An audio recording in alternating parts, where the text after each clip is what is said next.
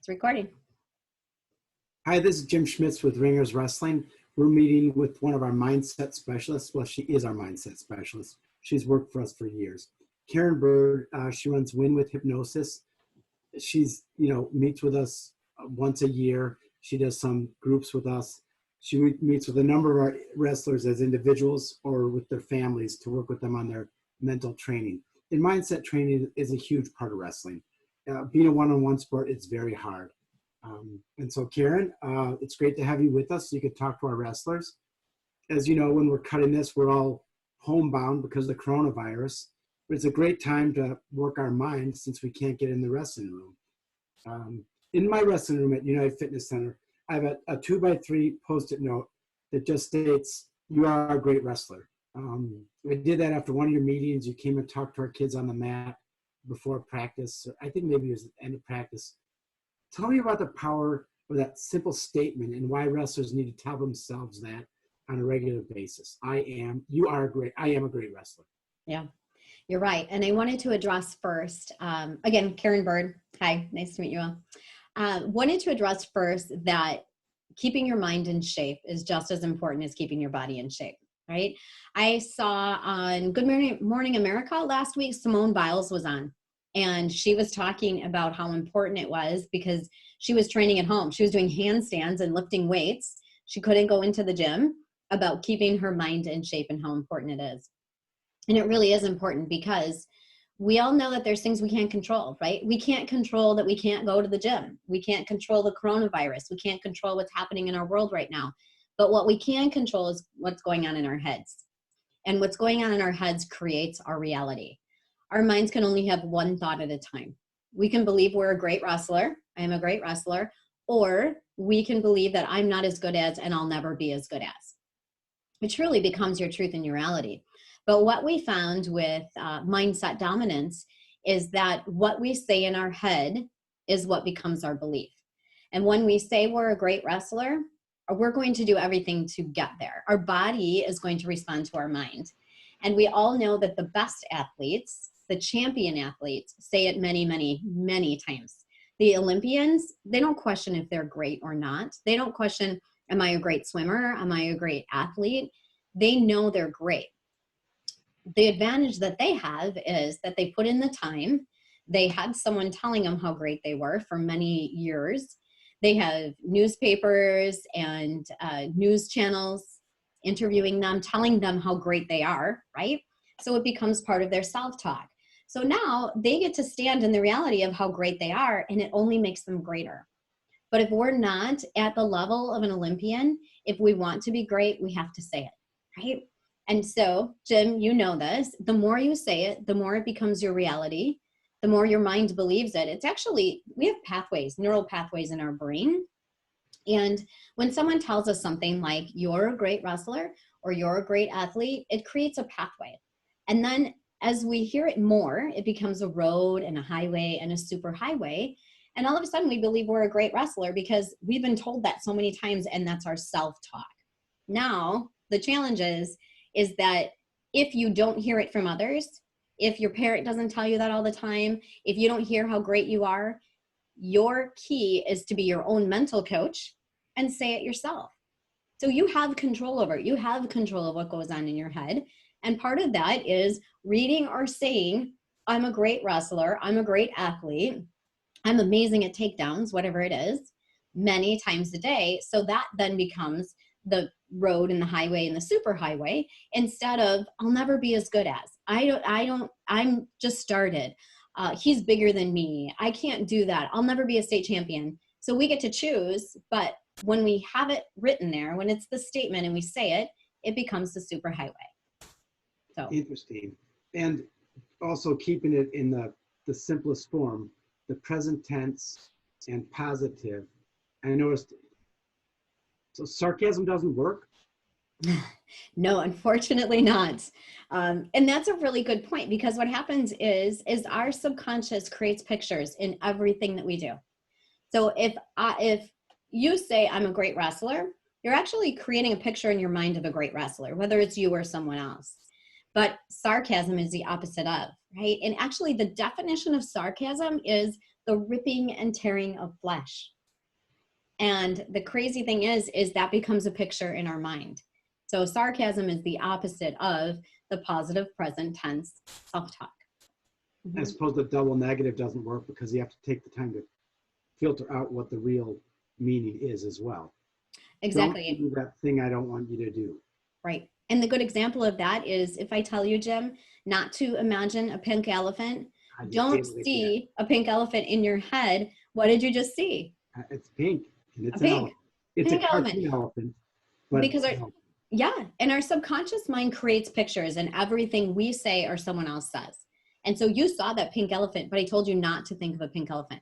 So if I were to tell you not to keep your head down when you wrestle, you hear, keep my head down, right? Mm-hmm. So it's always positive present tense. That's what the subconscious hears and creates a picture from. Mm-hmm. Well, I know from working with you, one of your pillars of your process is effective goal setting. And that's something we've preached for since 1987. What age should kids begin that? We have kids from 5 years old to 18 years old, and we still are in touch with our wrestlers in college. But what's a good age to begin effective goal setting? I would say right away, 5 years old. And the reason is because when we set goals, we reach goals. It's the universal law. When we set goals, we reach goals. The reason is we, in my field, call that manifesting. When we manifest something, we do anything to make it happen.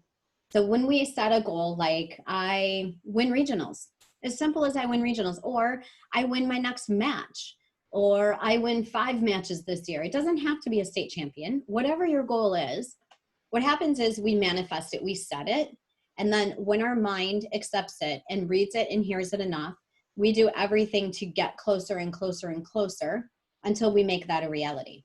But if we don't set goals, there's nothing to head toward. And so we just stay stuck. We truly stay stuck when we don't set a goal. So setting goals is very important. An example is that I see a lot of swimmers, and swimmers will set goal times. And fractions of a second make a difference when it comes to swimming.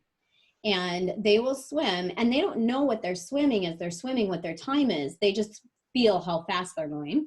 Mm-hmm. And I will get emails repeatedly, again and again, about, I got the exact goal time I set. Like, how does that happen? Yeah.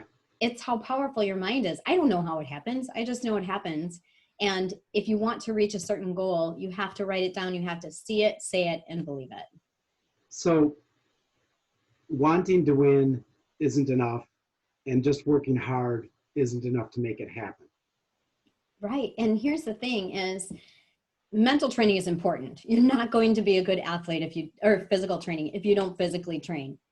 But when it gets to the higher levels, when it gets to true performance, 90% is what's going on in your mind. So when you step on that mat, when you jump in that pool, when you get on that court, you've 90% won or lost based on what's going on in your mind. And physical training, absolutely, you can't do it without it, but mental training is just as, if not more important. So like I tell all the athletes, is you spend hundreds, thousands of hours training to be a good wrestler.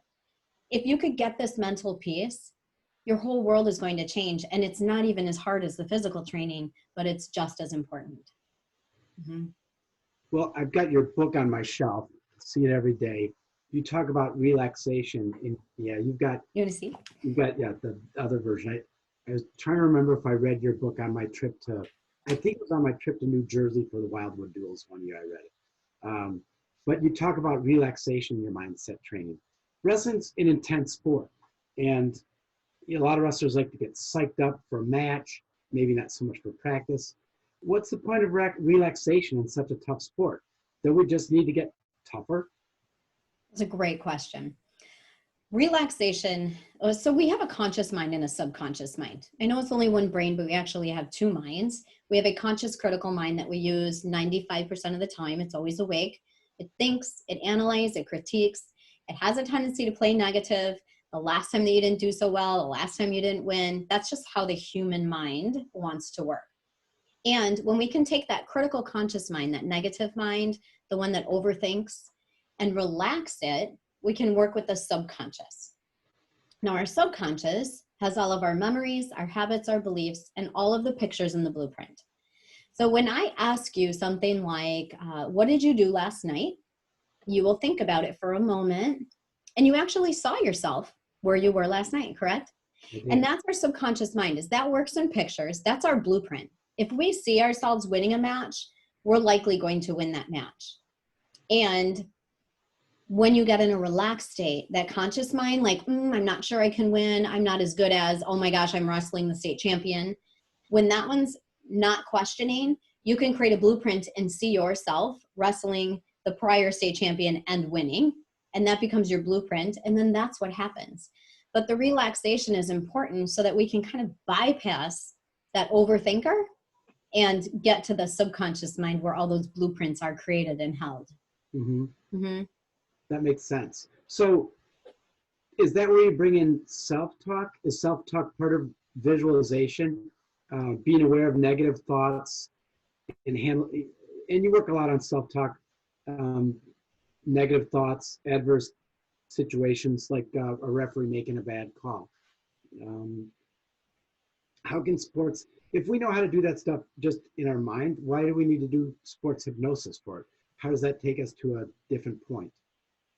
The sports hypnosis point is a lot of mental training. So similar to what we're talking about, exactly, the self-talk, how to change up your thoughts.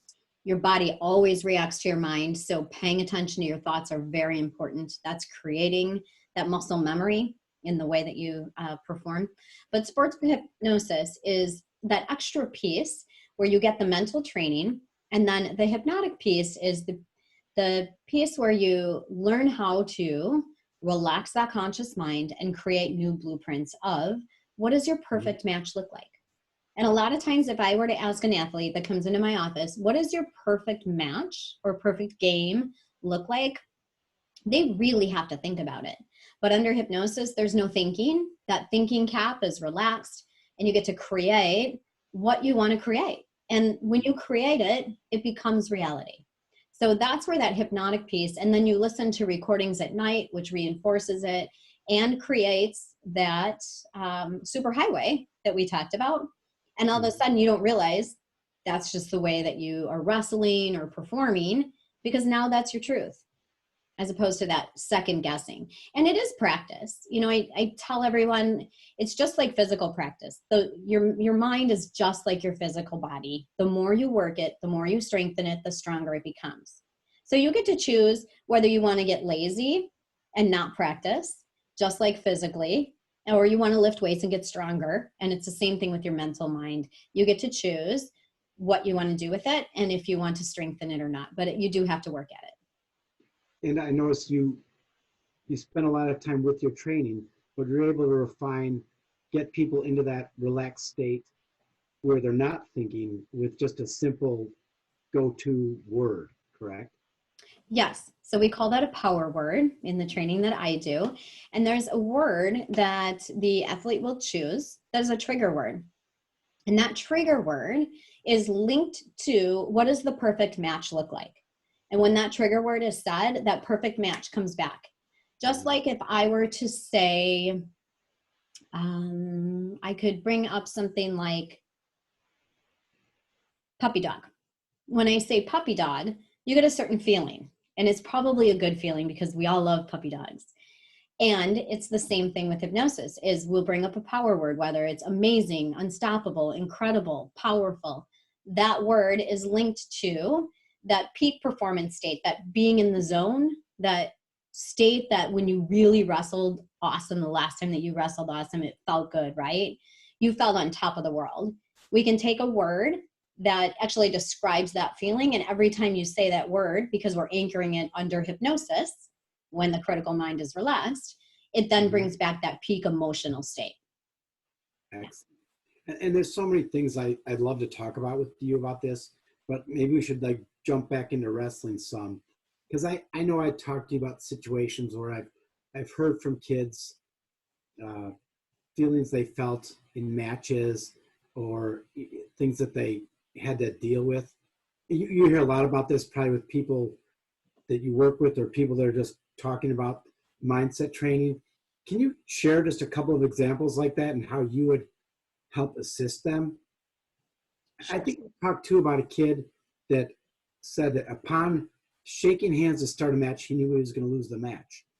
Now, my belief is that's probably not an uncommon thought that can creep into your head. But if you've never trained your mind, you don't know what to do with that thought. Exactly. And that is one of the keys. And it is so simple, but we don't know it. That's that thought stopping, right? And so what happens is that kid believed at one point that when he shook the hand, he was going to lose. Now, that came from somewhere, whether it was his own thought, something he said to himself, or something someone said to him at some point in his life that then became his reality. And with mental training, we can figure all that out. We can find out where are those points or those places where you start to not believe in yourself. What happens when you don't get the first takedown? Do you lose composure and set a reset? And when you have a reset, whether it's touching the mat or a word or even a deep breath, I've even had wrestlers that have, like they pull on their singlet, that will reset them and bring them back to that place of being in the zone, that place of confidence. Because we all know that the best athletes are the most confident, right? And what happens is when the self-doubt creeps in, just like when I shake your hand and I'm questioning myself, that's self-doubt. It's a negative thought. It's going to affect the way you wrestle. When our self-doubt is greater than our belief, our confidence, that's when we lose, right? But we don't know, without mental training in that piece, we don't know how to control that. And that's where we get to do that. A couple of examples that I love is I've worked with quite a few state champions, and quite a few of them, believe it or not, won this year, won a couple of years ago, one from Illinois, state champion. They were not slated to win. They weren't in the top. But because they came for the mental training and then they did the mental training, they won. They won state. And we all know that, winning state is all kinds of factors, right? There's uncontrollables, there's controllables, there's how hard did you work, and there's did you work harder than everyone else because now you believe in yourself that you deserve it more, right? That's a huge piece of the puzzle. True. And when we can help you get that piece of the puzzle with the mental training, you win state. And so I've had a lot of state champions that have come to me, and it's just that little piece of the puzzle that they have that everyone didn't have that got them a mental toughness to win. And one of my favorite examples is actually Jaden, I have to say. So he believed this year he was going to win state. He had all the pieces of the puzzle together. He had done the training. He had the mental training. We had worked. He had done it all, right? And he believed that he had everything he needed to be a state champion.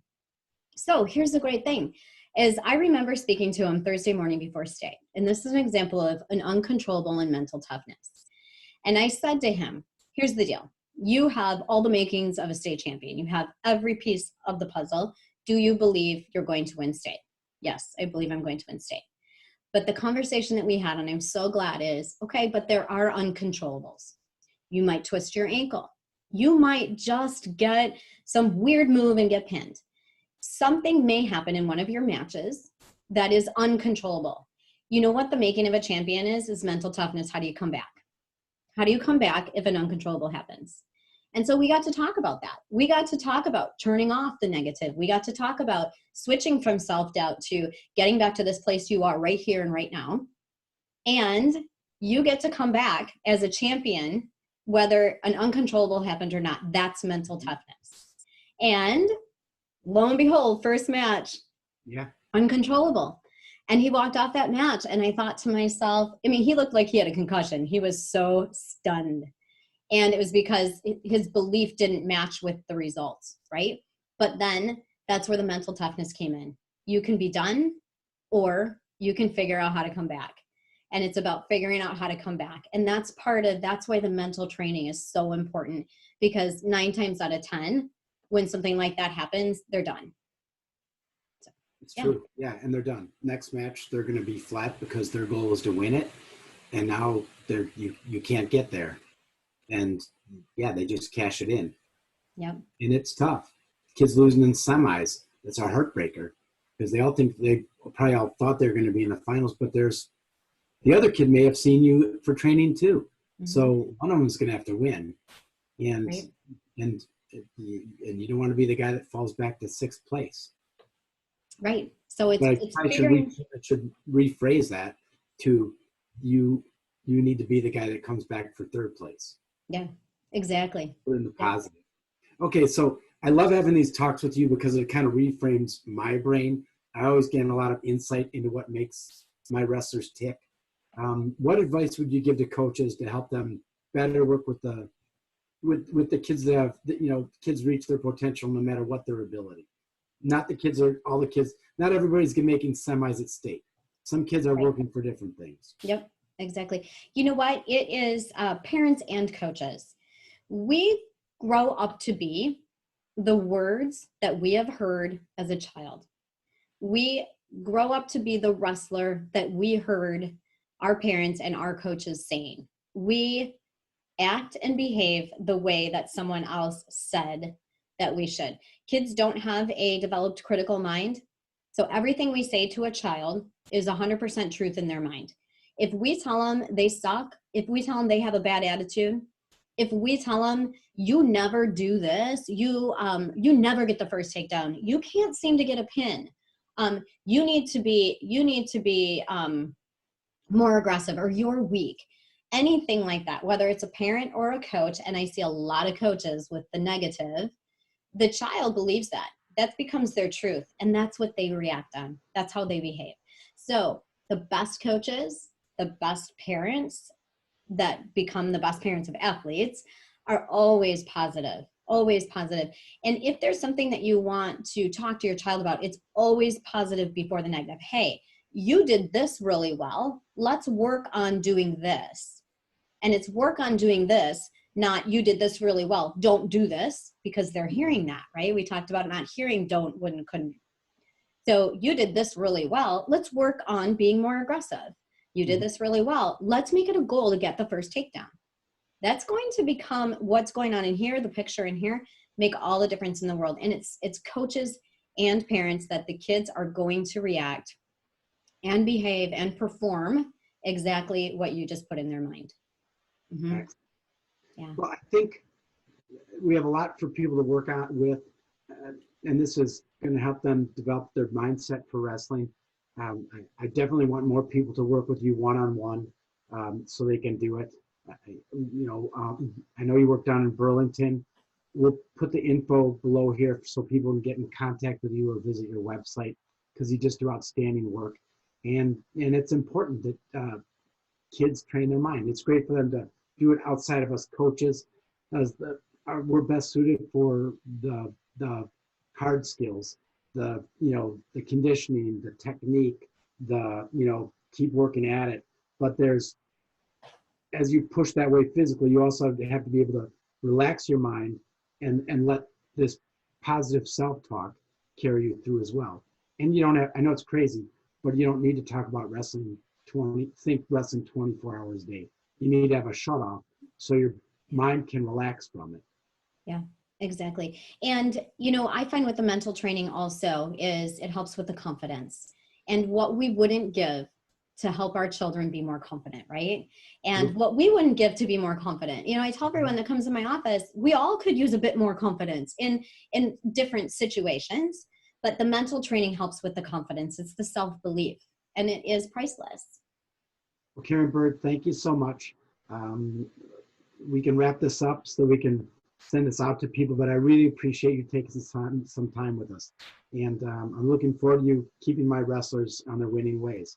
Yeah, right. Thanks for having me. And my website, I just got redone. It's winwithhypnosis.com, and we could put it in there. But yeah, check it out. Oh, you know what else is on my website? My new one is a free audio for athletes, and it goes through different positive statements and visualizations of, like the perfect match or the perfect game. So check it out and to get the audio. Fantastic. Yeah. And what about this sleep technique that you have? I heard from people that came to one of your meetings that you did at the end something to help with sleep at nights, and people were just raving about what it did for them. So is that on the website, or do they just have to contact you to get that? No, I think that's on the website too. I have 2 audios on there. One is for athletes and one is for a relaxation sleep. And sleep is easy. People take sleep medications all the time. It's really just relaxing the conscious mind and you drift off into sleep. It's a brainwave state. So yeah, absolutely. Go to my website and get it. Important. I guess this year, Cale Sanderson at Penn State was telling all his wrestlers it was part of their training to get 9 hours of sleep a night. 9 hours. They have to really have a strict schedule to get that in, I'm sure. But yes, that's another thing that people can go to your website to see. That go for the sleep training. That's sleep, if nothing else. Yep. All right. Well, thank you so much. Let's wrap it up and let's keep everybody moving forward. Sounds good. Thanks, Jim. Great chatting. All right. Bye.